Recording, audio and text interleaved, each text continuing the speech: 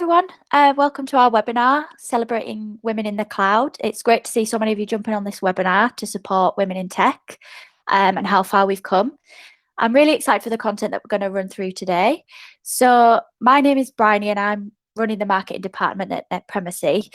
I'm just going to quickly introduce the webinar, what we're going to run through, and I'll speak a little bit around why we wanted to do this webinar, and then I will be passing over to our lovely guest speakers.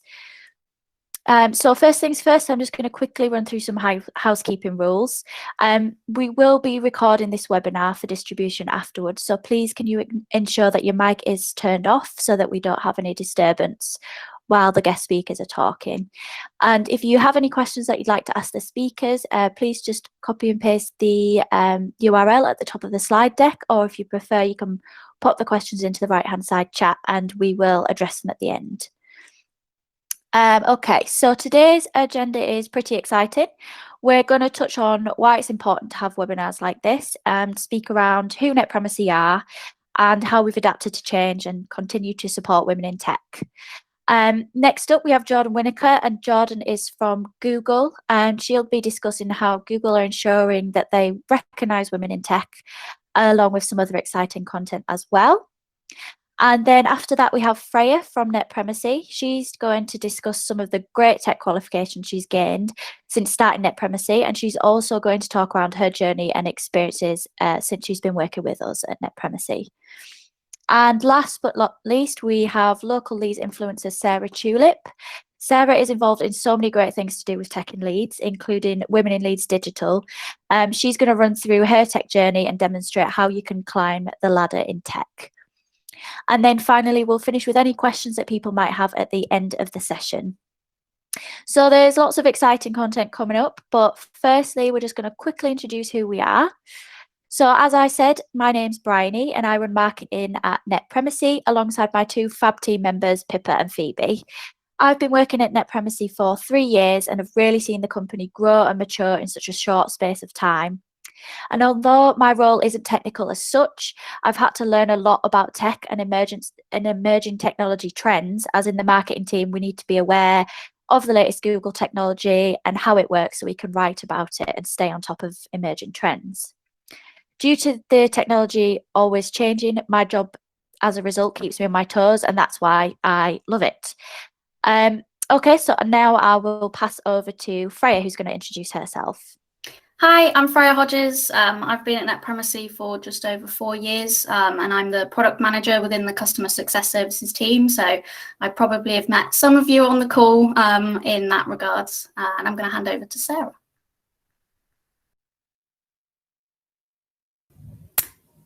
You're on mute, Sarah.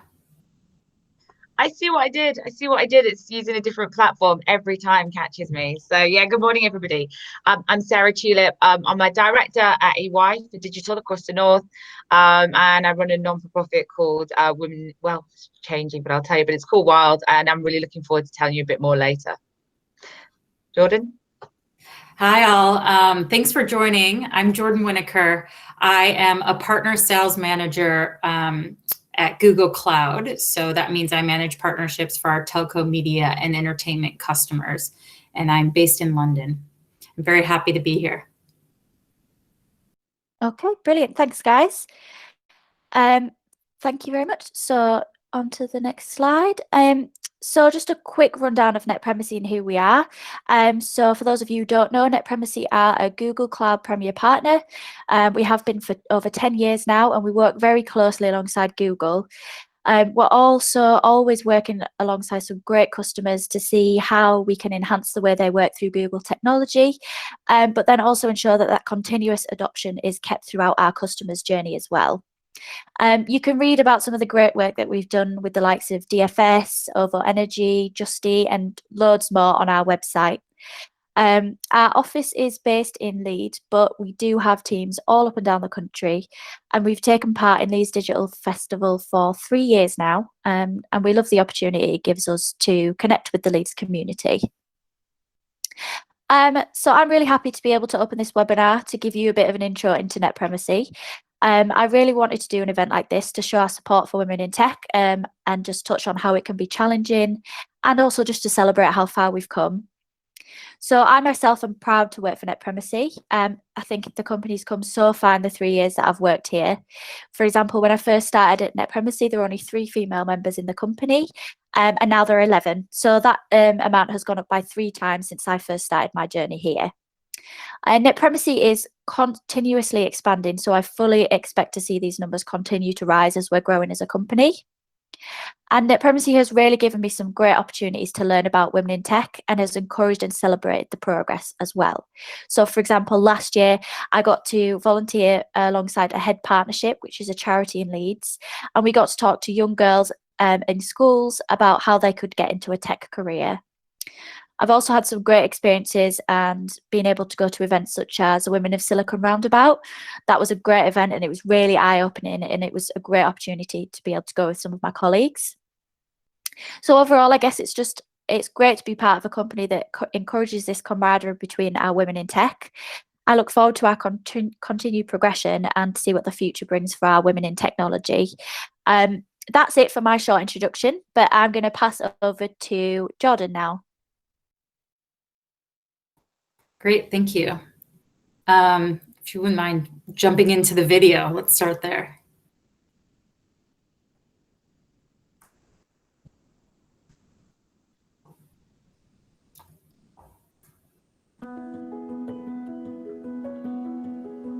I don't even know what words to put onto this page. Writing it down was quite difficult.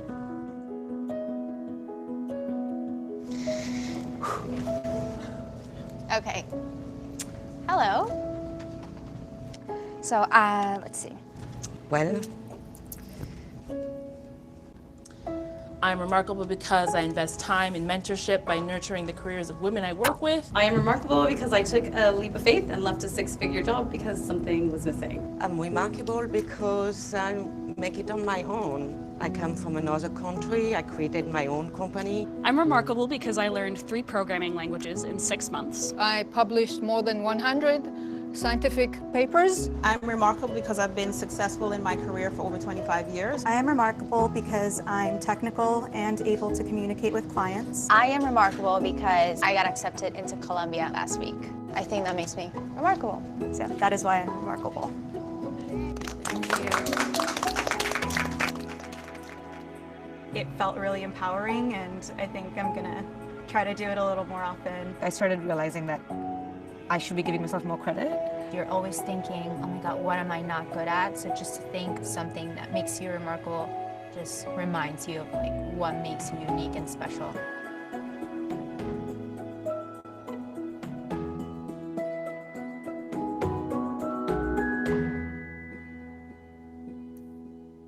Thank you. Next slide, please. So I'm wondering if this video resonates with anyone on the call. It's taken from a workshop that was founded at Google in 2016 called I'm Remarkable. This started when 2 female Googlers were reflecting on why so many gifted women, themselves included, found it difficult to talk openly about their accomplishments, whether that be in a job interview, a meeting, or even a social situation. And they started doing some research, and their hypothesis was substantiated, that women often struggle with self-promotion and are conditioned from a young age not to speak openly about their achievements. And thus the I Am Remarkable movement was born, which gives women and underrepresented groups the tools to find their voice and be able to promote themselves better in a professional and personal sense. And it's actually, this workshop's been delivered to over 140,000 participants to date across, over 130 countries. And it's actually one of the reasons why I'm proud to work at Google. Next slide, please. So you may be wondering, who am I? Hi, guys. I'm Jordan Winnicker. I've been working for Google for the last 14 years. And I have to be honest, the content of this video is way too familiar to me. So case in point, I was really flattered when Netpremacy asked me to speak at this session.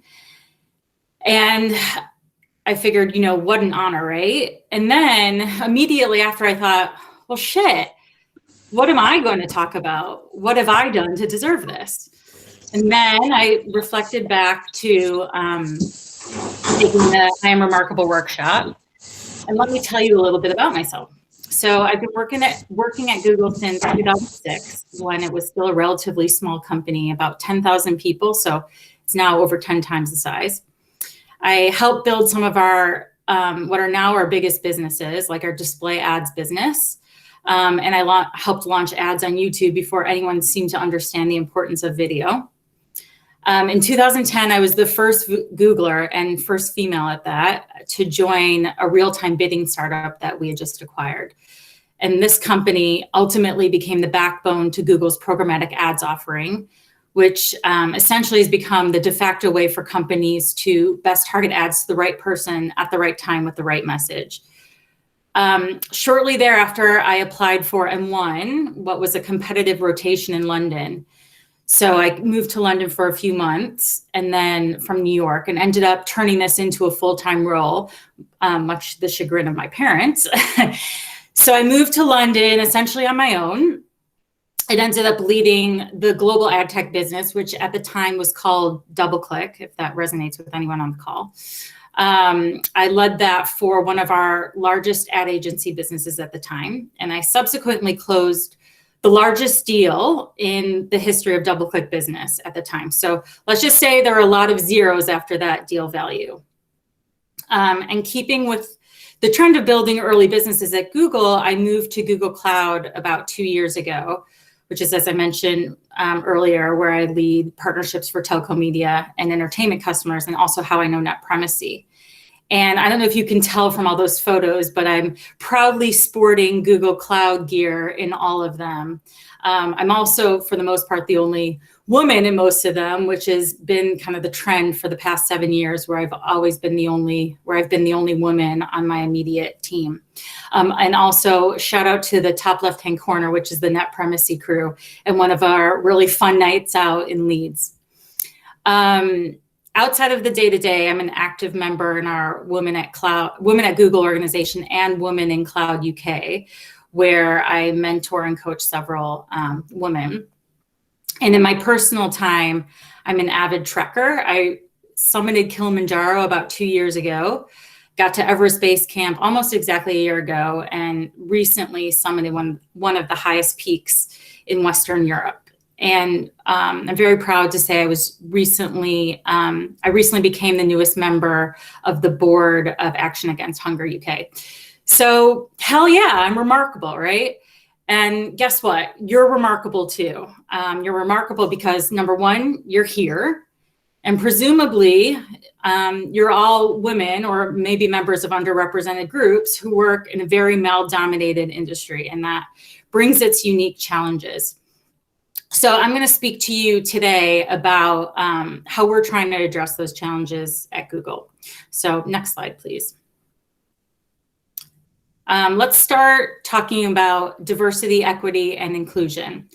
I'm going to walk through what DEI means at Google, why it matters, and how we're making it a priority at Google, and in particular at Google Cloud, and why Google's by no means perfect at this, but I think we're putting the right steps in place, and I'm hoping this will help you. Some of the things we're doing will help you empower your organizations to do the same.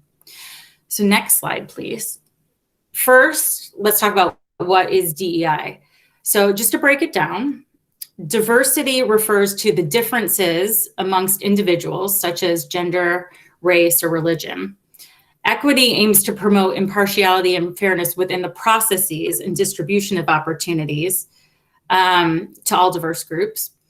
And then this bridges the gap to inclusion, which is the involvement and empowerment of all groups. Or in a more simpler way, diversity is being asked to the dance, inclusion is being asked to dance, and equity is knowing there's a dance and having a right to get there, which I think is a good way of looking at it. Next slide, please. So why is DEI important at Google? Well, it's really a no-brainer. Our motto at Google is build for everyone. So build for everyone, which includes all types of people, not just one or two subsets.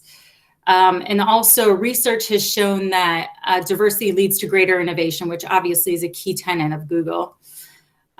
So like I said, that when I started at Google, we had 10,000 employees. We're now 10 times the size of that. And so operating at this type of scale brings an elevated level of responsibility to everything we do. So making sure we have a diverse workforce that's representative of our users first and foremost, so that we can build better products for all of our users, but also ensuring that we have a workplace that creates a sense of belonging for everyone. So if you go to the next slide, we know DEI is important, but I think more importantly, what is Google doing to make this a priority at our company, and how are we actioning it? So at Google, we use data to inform everything we do. That's no surprise. So that's from the way we develop products and services, to the way we ensure fairness in our people, processes, and outcomes, and build a more representative workforce. So looking at our internal data, we know we have work to do to increase underrepresented talent in our workforce, which of course includes women. And as a result, we intentionally focus our efforts on hiring, progression, and retention to increase representation for these groups. I'd like to call attention to our diversity annual report, which is linked here. Obviously, you guys can't click on the link, but if you Google it, you'll be able to find it. This is where we share our commitments as well as the data that's driving them publicly. In fact, this report actually provides one of the largest publicly available data sets around DEI. So I think that's pretty powerful. And we know that since we started sharing this data publicly in 2014, we've actually seen large gains for women in tech globally, as well as underrepresented groups. So you can see here that Google's made several commitments that are part of our core values across equity, diversity, inclusion, and integrity. So I'm not going to go through a ton of examples of how we're addressing this, but again, I would recommend reading this report because there are so many examples of what we're doing to drive these. I'll give you just 2 examples that sort of hit home for me that I think are interesting, that are really a result of this report and things that we're doing. So first is, I'm just going to throw it out there. Think about how you negotiated your current salary. So when I was hired at Google, I was 27 years old, and I'm embarrassed to say I actually didn't even negotiate my salary. In fact, I underplayed what I had, the equity I'd gotten at my current company, or excuse me, my previous company. I don't know why. And studies show that actually men negotiate more frequently and higher salaries than women, which is also interesting, which perpetuates in the salaries that you get as you move on in your career and move from place to place. So knowing this, one of the things Google does now is we don't take previous salaries into consideration when setting salaries for new hires. So I think that's pretty powerful. And another example that came out of this data is that when a job qualification summary, so the qualifications needed for a job, when that's more than 54 words, women applicants decrease dramatically, which is pretty crazy. So as a result, before a Google job description is posted, we analyze text as well as word count and remove words or phrases that could be that could bias a candidate against applying. So again, I think that's pretty interesting. And the results of this, when with postings that have used this guidance, we've seen an increase in 11% of applications from women. So pretty powerful stuff. Again, I urge you to look at that report or submit it to your HR departments. Moving on to the next slide, please. One other area that Google excels in is our supportive employee resource groups, or what we call ERGs. And these are Googler-initiated networks who are passionate about their communities and promoting them through education or events, sponsorship, things like that. And there are 2 ERGs in particular that I really credit for making my journey at Google and in technology much smoother. So if you go to the next slide, please. First, I'm a proud member of Women at Google that I mentioned.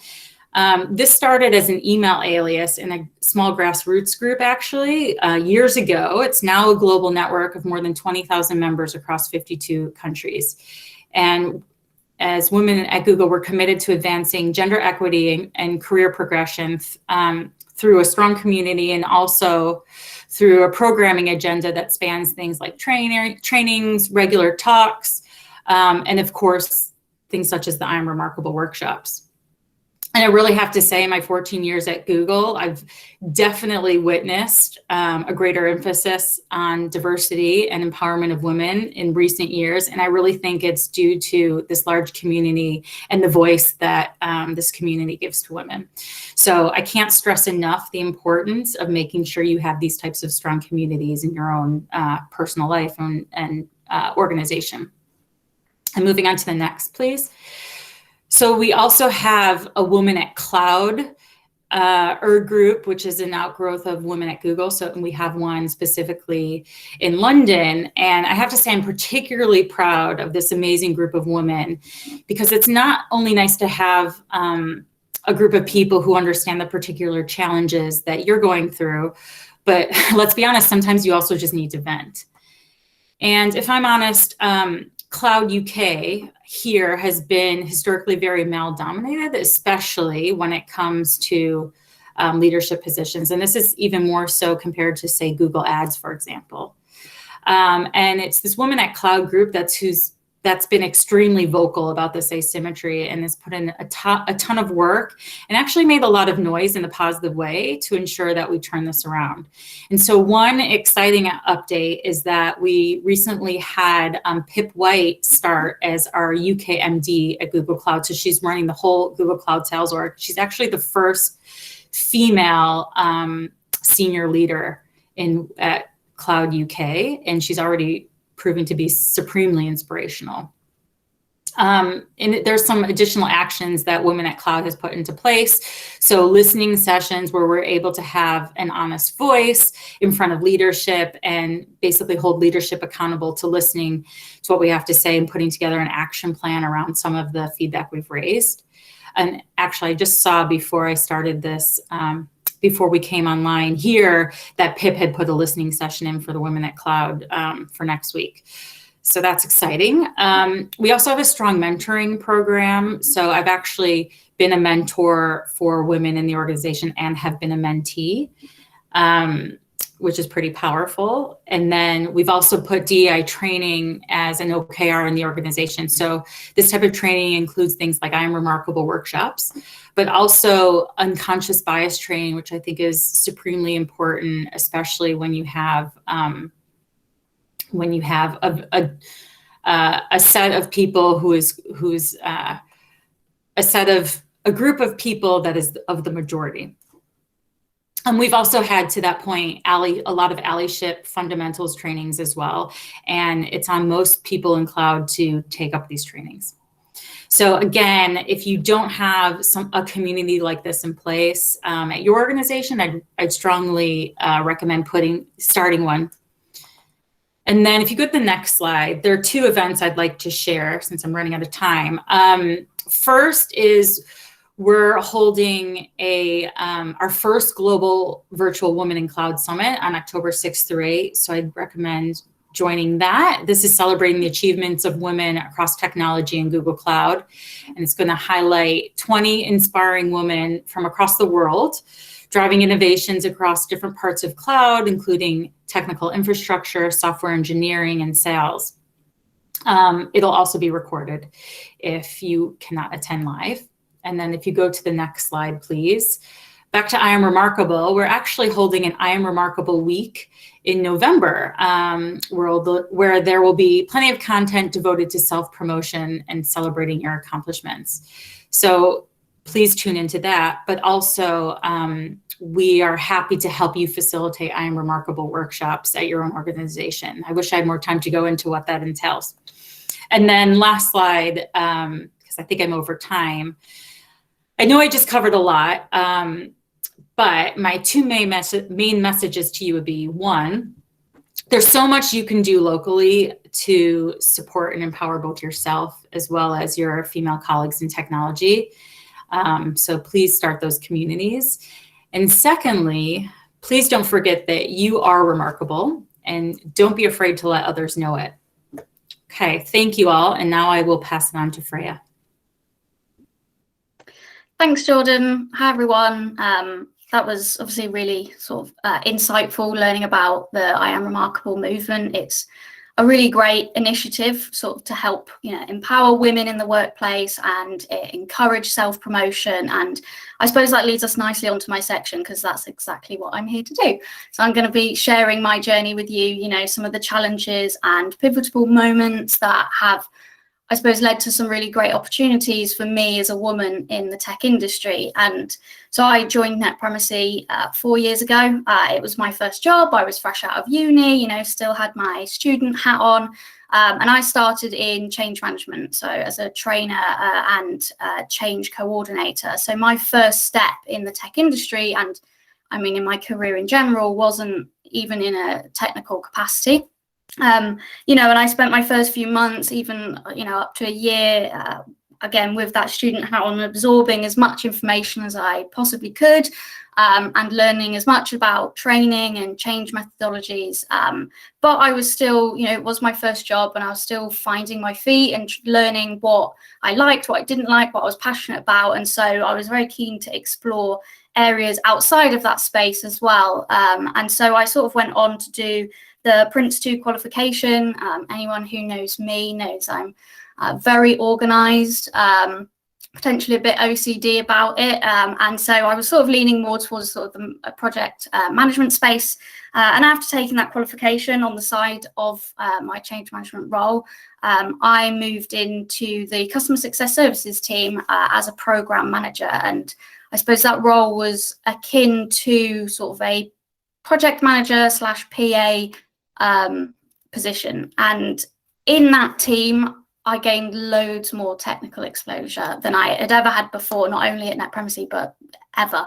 And, I was working alongside customer success managers who are fundamentally technical, and on the other side of the fence, tech stakeholders and IT admins and CISOs. And I was all of a sudden joining lots of meetings where there was a lot of technical jargon being thrown around. And I was a little bit like a deer in headlights, not really knowing what was happening, and I couldn't really follow what was being discussed. And so I sort of took it upon myself for my own benefit to grow my technical knowledge.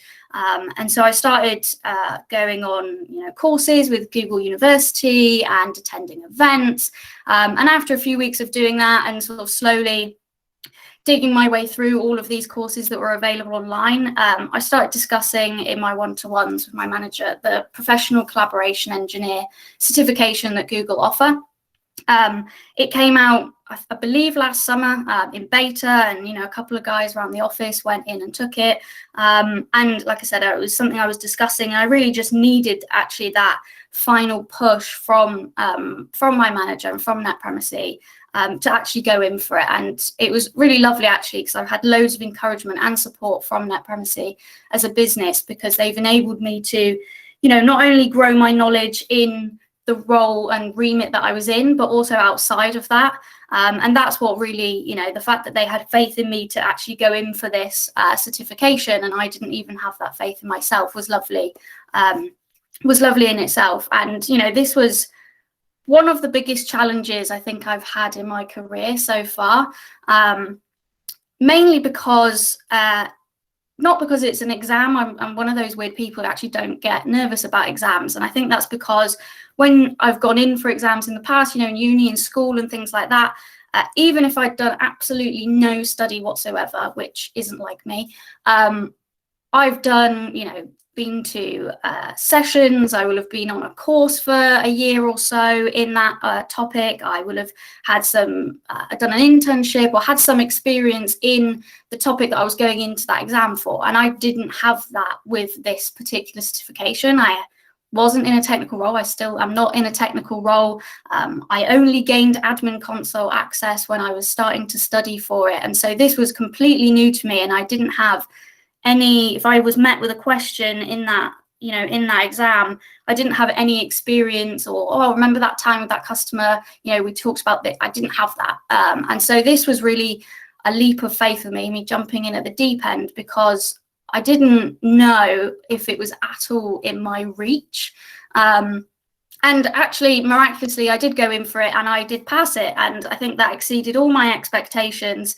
I really wasn't expecting that. Like I said, I didn't know if it was even plausible for me to pass that. And one of the things that was great off the back of that was not only, I've gained all of this new technical knowledge, but actually the confidence boost that it gave me. I took it around Christmas time and last year, and it gave me so much hype and momentum throughout sort of January, February time. And I think the confidence boost was one of the more important things than actually the knowledge that I'd gained in that. It spurred me on to go and do a load of other things. I went on to take the Chrome OS IT admin exam, other G Suite certs, and more courses on Google University. And it sort of gave me that, oh, wow, I've been able to achieve that. I didn't expect that. So what could I be now ticking off my list and looking at in the future? And it has also made me sort of accept new challenges. I think sometimes people are a bit scared of taking new challenges, again, not knowing if it's in reach. But it's made me learn that actually I'm probably going to accept every challenge that comes my way, because if I get that feeling, that massive confidence boost, it's all worth it. And as you can see sort of on my slide, taking that certification opened up lots of doors and lots of new opportunities. So from sort of a technical advancement perspective, I was getting involved a lot more. I wasn't just following those conversations, I was actually participating. So I was actively contributing to outcomes of technical discussions. And that felt great. It was really powerful. I felt really empowered being able to speak about those technical things. It was completely new to me. I hadn't been able to jump in and do that before. And it opened up other opportunities in terms of being asked to speak at events like this, and writing blogs and featuring in videos, stuff that I don't think I would have necessarily done before taking that certification and getting that confidence boost. And lastly, I suppose the biggest opportunity was my role change. So I moved into a product manager position, and that's the position I'm in now. And that sort of means that I'm responsible for creating quality content, quality products for the customer success services team and customers. And obviously those products need to be technically accurate. And whereas before, I think by default, I would have just gone to someone else, gone to a peer to ask for that help and for them to give me all the information, I'm a lot more independent and self-reliant now. And I don't necessarily think that's solely due to all of the sort of revision and technical knowledge that I gained from studying and going on that certification. I think it's also, I will just sit down and take a stab at it myself, and I don't think I would have even given myself that chance before. So sort of the point that I want to get across is, the technical knowledge was great, but it wasn't the be all and end all of what I've been able to achieve in those doors that are opening. I think the confidence was definitely 50% of that. The technical involvement, the confidence boost meant that I opened my mouth in those technical discussions instead of keeping quiet. And, the webinars, like the one that we're on now, I said yes to, or I volunteered to go on and speak at that event. And so it is about that confidence, not necessarily just about what you learn for that. And I think also you sort of, when you do something like that, you think about the journey. So the journey that I'm talking about now, and if I'd jumped in and taken this challenge earlier, would I have got to where I am quicker? But I think that journey is really important to me, and I don't think I would have changed it, because it isn't necessarily, I don't think I'm a product manager because I have that technical knowledge. I think that was just one piece of the puzzle, and I think that the ability to be able to draw on my skills that I've learned in all of the different areas throughout that journey, in change management and project management, has meant that I can actually create, well-rounded content that's not just technically focused and technical jargon. It can draw on other skills in terms of, knowing how it impacts end users and helping them through that change, but also making sure it makes sense and it's in a logical order, and our approach can be relayed. And so I think after taking that, I have felt super empowered, when I'm going into meetings, or I walk into a room, or I join them virtually nowadays. Any presumptions that may or may not be made, being a 5'2" young blonde girl, I feel like soon squashed with the value that I now know I can bring to the table. And, you know, I always say, it's quite funny, I always say I'm not a technical person. I've never been in a technical role. And I mean, I often get told that I'm doing myself an injustice just by saying that, but still to this day, I'm amazed about what I've been able to achieve. And I think that just goes to show, like in that video when those women were speaking, I haven't given myself enough credit. And like many other women, you know, completely underestimate what's actually in reach, what's actually achievable. And when we do go and accomplish something, we then don't shout about it. And I'm still working on that. And I think that's why movements and, you know, initiatives like the I Am Remarkable is really important for women in any industry. So if you could go on to the next slide for me, Bryony. I wanted to sort of conclude my journey section with a step in the right direction and drawing on that video and having that sort of statement up there. So I am remarkable because I'm the first woman at Netpremacy to become cloud certified, which I think is really cool and a great achievement. So if you just go on to the next slide, I also want to take the time to sort of promote careers at Netpremacy.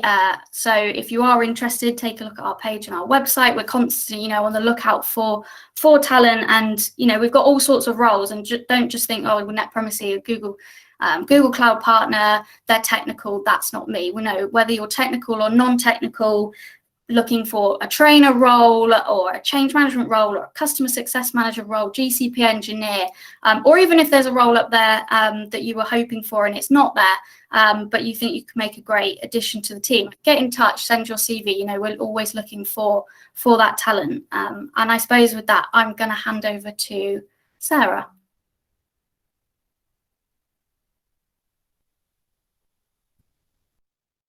Hello.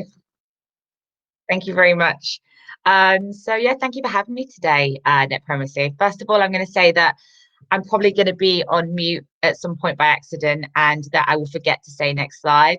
I realize that I do quite a bit of speaking, but don't really talk about myself very much. I always end up facilitating something or running something. So it's quite interesting to I'm sitting to talk about myself and sit and talk about myself, but quite looking forward to it. And I think it might be quite therapeutic for me, even if you guys don't enjoy it so much today. So it'd be great to go to the next slide. So I guess just to give you a little overview of who I am, my name is Sarah Tulip. I'm mum to a little boy called Joe. This is him in the picture. He's very important to me. I work for an organisation called EY, and I'll touch on that a little bit more, but I'm the director for digital across the north. But I am very, very passionate about everything diversity and digital in the region, and I spend a lot of my own time focusing in that space. So next slide, please. So this is such a busy slide, but then I was thinking about things that I'm proud of, and actually I found loads of things that I was proud of. So I thought I'm going to write them all down and just celebrate myself a little bit. We were talking about, you know, I'm remarkable, and maybe this ties in a little bit to some of the things that I've done. But pulling out a few of the things there that are important to me. I was shortlisted for an award and I didn't win it. And it's like, why would you talk about that? And the reason I talked about it is because that's my dad. And it was a time where I got to take my dad to a work thing. And I think that sometimes when you work in tech and digital, your parents don't really know what you do or understand what you do. And my dad thought when I was the COO of a technology business that I was the CEO's PA for a really long time, and had absolutely no grasp on my role. So I was really proud to take him to an awards and see that I've been put forward for something, and him to get a grasp for my world. And it was just lovely to bring the two together. I'm co-founder of an organisation called WILD, and I want to talk about that a little bit more. But some of the other things that I do that are really important to me is I chair the digital board for the city. And that's important because I get a stake and a say in what goes on in the city that I care about so much. And I'm very much involved with things like Leeds Digital Festival. We talked earlier about a HEB partnership, which is a wonderful way to work with schools across the region. I would recommend you do it. And I help them from an ambassador perspective to bring on new businesses or, you know, lead with schools. And also, you know, I think about it. I've been a person who's taken tech businesses and made them not just commercially successful, but really people successful. So always bringing in that thing around diversity and engagement. And that's just as important to me when I go in to turn around a business than it is as, you know, making money for somebody. So next slide, please. So I'm going to talk a little bit about me and my personal journey into tech. It's not very traditional. And this is me when I was 13, very skinny and 13. I don't think I'd want to be that skinny again, but this was my family. So that was a family holiday, and it was one of the few photos I could find. But I just thought it was probably at the time where a lot of young girls are thinking about making their GCSE options and, you know, thinking about what they're going to do next in their life. And I think about where I was, and I grew up in a small town in the northwest called Southport, and there weren't really that many options. So in Southport, it's kind of a lot of lawyers or healthcare workers, people who work in homes, or hairdressers. And I didn't really have aspirations to do any of those things. And I didn't see anything else with regards to role models. And there was absolutely no tech or digital around there. And I remember going to a careers officer, and they said to me, "You will probably get a job in an office." And I was like, wow, you know, like, I'm going to work in an office. And to be honest, even when growing up in a small town, I'd never really been in an office to any extent. My dad was a police officer. And my mum had a sweet shop. So I'd never been in an office. I didn't experience that world. So I was so removed from it that I didn't have those role models. And I really didn't know what I was going to do. So went to uni, and I went to uni for a reason I think a lot of people did of my generation. It was because we were the first people to go to university within our families. So it was like, oh, my daughter's going, or my son's going to university.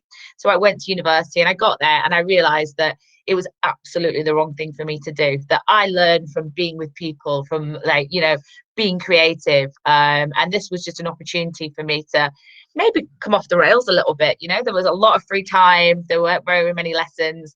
I had a fantastic 9 months at university, and, you know, spent lots of money, had a great time, but realized it wasn't for me. And I left. And leaving then, I thought, do you know what? I was told I might get a job in an office. Now what am I going to do? And I believe that I had sabotaged my future. I believe, because I didn't want to be at university, I'd basically sabotaged everything that was going to happen to me. I went back to Southport, didn't know what to do, and I ended up, you know, getting a job on next slide in sales. So that was the only thing I could do. I knew that I loved tech. I've really been involved with tech since I was little. I gamed, I programmed, but there was no way those two worlds came together. So I did a series of sales roles. I ran a national sales team in the end for a large business that worked in education. So we were selling tech into education. So that would be speccing up servers, networks. So we were selling interactive whiteboards, all sorts of different things, but, you know, went through that journey, and then ran large recruitment companies in IT and technology. So I had a really, really successful career, but it was absolutely not doing what I wanted to do.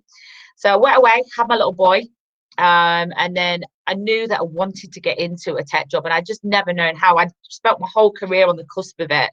And so what I did was took a really junior job, and I took a step back. So if you move to the next slide, I joined a business called The Test People. And it was absolutely amazing. So it was a very small tech business, software testing consultancy. And there was 26, 28 people in that business at the time. And I was the only woman apart from the person who answered the phone. So it was not diverse and interesting at that point. But I knew that if I started early, that all the things that I was passionate about, I was able to bring to this organization. And we went on a fantastic journey. And over the 3 years, we built a business of 350 permanent staff. We built a graduate program that was 54% intake female. The employee count was 38% female across the organization. So from starting with nothing, we had a really diverse business. And it wasn't just about gender. It was about the whole piece. When you looked at race, sexuality, we built a place where people felt welcome and part of something. And so people wanted to join us. And I saw exactly what a tech business could look like. And it was super, super exciting. Next slide, please. And these are just some of the females who were in the team, but it was, you know, a really diverse team, really exciting team, and I was really proud of being part of it. Next slide. So I hit a glass ceiling though. So actually, I'm really good friends with the board, and we are really close, but at the time they would not put me on the board, even though I was doing a board position. And they were 4 white middle-aged men.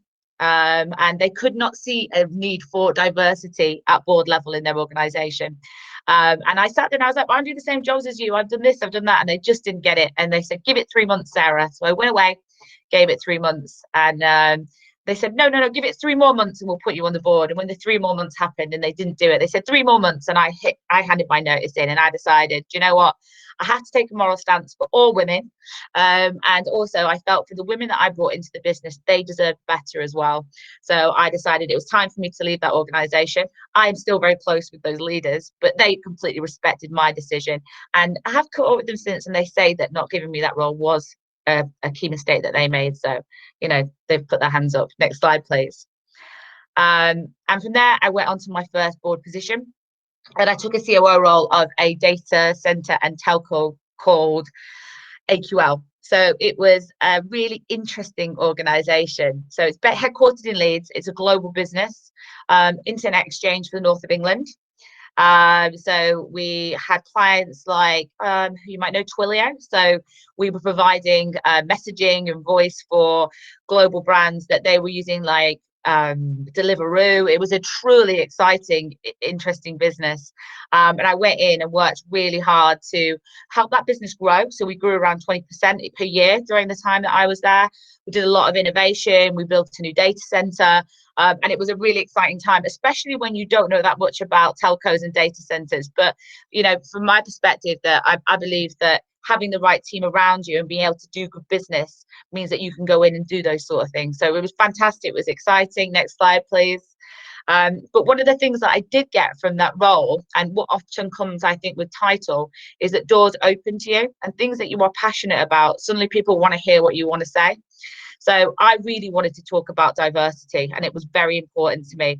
And all of a sudden I would be sat there with George Osborne was sat on a panel there. There's the head, you know, the leaders of Leeds Council, the Tech Nation panel putting their report out. Next slide, please. As Forward Ladies, I opened the Northern Power Women event, and I had the opportunity to be heard.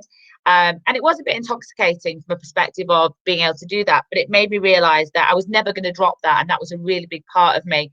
And there was an opportunity to make change. And actually, I got to know that there was a bigger community out there. So I worked very, very hard for those 2 years, did a lot of, and at the end of it, and I completely own this, because if next slide, I absolutely burnt out, and I took out a 4 months break. And I think it's really important to tell people this, because I think that women are really afraid to talk about failing or not being, you know, able to do something. And I worked, you know, I was a single mum. I was working probably, you know, between 10 and 14 hours every day, day in, day out. And the reason I probably didn't even notice was my little boy said to me, "Mummy, will you pick me up from school one day like the other mummies?" And I realized I hadn't picked my son up at sort of 3:15. He got picked up at 6 o'clock every day, if it was by me. And I just thought, you know what, what's more important here? And during that time, I worked really, really hard. It was the right thing to do, but it made me really take a step back and think about priorities and balance for myself.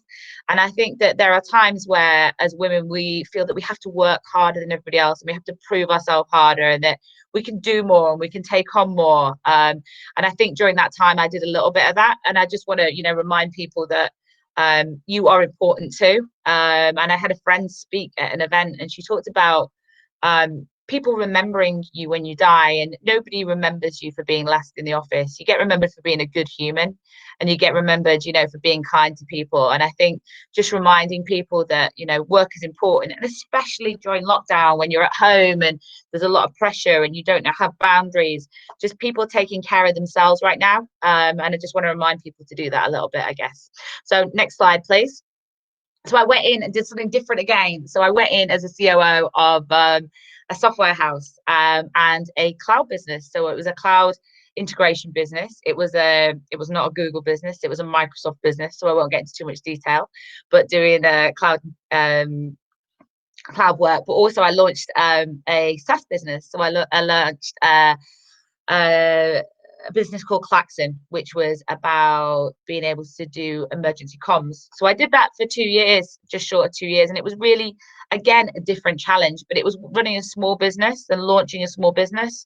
And it was a really nice transition from doing that. And what I really enjoyed about it was, one, I was doing something completely different. But two, that I did have that work-life balance, and I was able to find that time for me and my family whilst doing a good job for somebody else. And I scaled back some of the responsibility during that time. So next slide. So that brings me to the current day. So again, how have I ended up at EY? So I did not think when the lady at the careers office said to me that you might get an office job that I would be a director for digital for the North at EY. I absolutely did not think that I would ever end up working at one of the big four global finance firms. But it's interesting on that journey, and I think that one of the things that I do want people to think about is just because you didn't get the grades or because you haven't got that qualification doesn't mean that you can't do anything that you set your mind to. And don't set your own barriers, like set your own limitations. If you want to do something, you can do it. Go out and do it. So next slide. But I want to talk a little bit about the fun stuff, because the day job's a day job, and I'm lucky that I get to help businesses grow and evolve. But actually in my free time I have founded a group, and it's called, well, it was called Women in Leeds Digital. And it's called something else now, and I'll go on to that. But I think we talked about it earlier. Gender diversity in technology is shit, and that's true. Like, we talk about that 16, 17, 18%, and that hasn't changed since we started talking about that 16, 17, 18% years ago. It doesn't really move, and so it's really important that this is tackled. And so 3 years ago, I got involved with Leeds Digital Festival. One of the things that was particularly important was that there was no conversation then about gender diversity, and it seemed insane. So I said, let me pick up that agenda. So the first year I put on a dinner called Female Voices, and it was really well attended, and people said we need more of this. So then last year I put on an event called the Women in Leeds Digital Conference. I met a partner called Deb Hetherington who came along on the journey. And we put on a conference last year. It was a face-to-face conference, which feels weird now. We had over 500 attendees, and we really talked about what was good in the city, where the opportunities were for people to get into careers, but also if you were in careers, how you could elevate yourself or how you could find groups and people to network with. That was super successful, and since then we've put on a lot more events, and we've tried to as well make sure that not just put on our own events, but supported other people's events, so that we elevate other people's voices and not just our own. Next slide, please. So this is our new brand. So we decided that WILD was, making a difference around gender diversity, but then we thought about all the intersectionality that goes alongside it. And for us, we just want to celebrate diversity. And so this is our new brand. We've just got this through. So if you would play the video, Bryony, that would be amazing.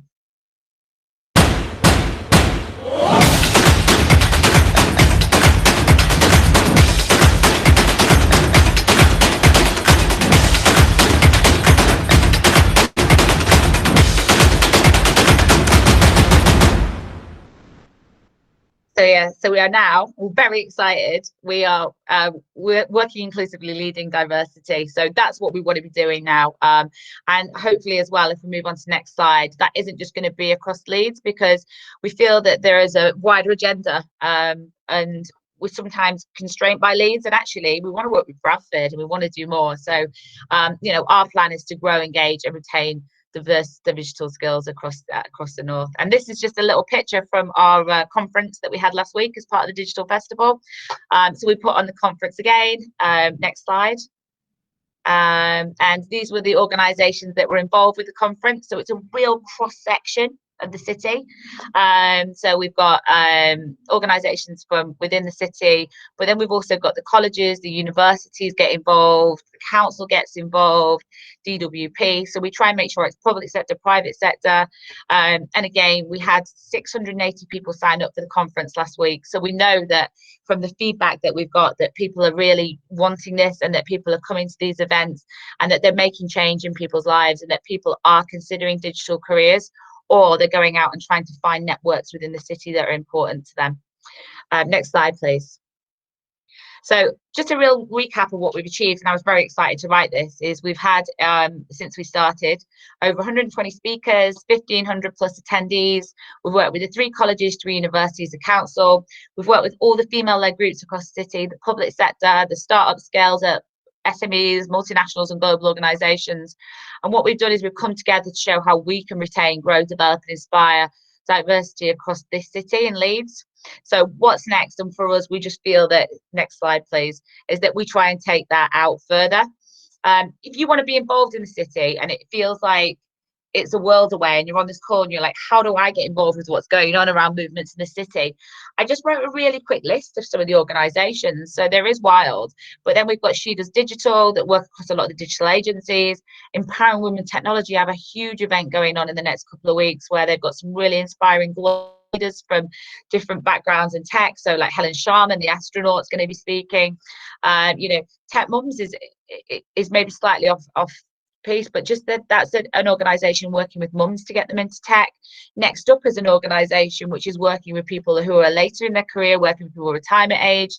Lean In is working with women who, or wider diversity, who want to feel confident in their careers, and there's a huge Lean In circle. I think it's the largest in the UK in Leeds.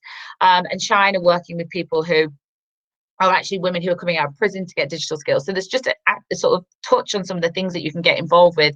And I've used that photo because it's just some of the people who run those groups there. So I hope, you know, that the digital festival and this event gets you thinking about, you know, yourself and your career, that there's an opportunity to network and get out there and meet other people. And, you know, I believe that one of the best ways to give yourself confidence is to go and find your group and your network out there, because they're the people who will cheerlead for you. They're the people who will support you and take you on that journey when things are difficult. You know, I look at that picture and the three of the people in that picture, I would say, are my close friends. And when I'm having a really shitty day, I will go to our WhatsApp group and say, oh my God, this has happened, and we're confidential and we support each other. And I think if you can find your little group and network, that will really help and elevate you. Next slide, please. So I'm going to leave it there. I feel like I've talked a lot. I just want to say to everybody, just be really kind to each other as women and you know, wider human beings. Lift each other up. And thank you so much for having me today. Thank you. Thank you so much, Sarah. That was great. And obviously thank you to Jordan and Freya as well. I know we have left it very last minute, but if anybody does have any questions, please feel free to pop them in the chat at the right hand side. It doesn't look like we've had any come through on our link. Appreciate that everybody's got other meetings to go to, so happy for people to drop off if you like. Just a quick one though, we will be following this up afterwards, so everybody that's attended or signed up will be receiving a recording of the webinar. We're really keen to hear what you thought, so we will be sending a feedback form out as well. So please let us know what you thought, give us a little bit of feedback and maybe what you'd like to see next time we do this kind of thing. But if nobody else has got any questions, everybody can feel free to drop off, and thank you very much.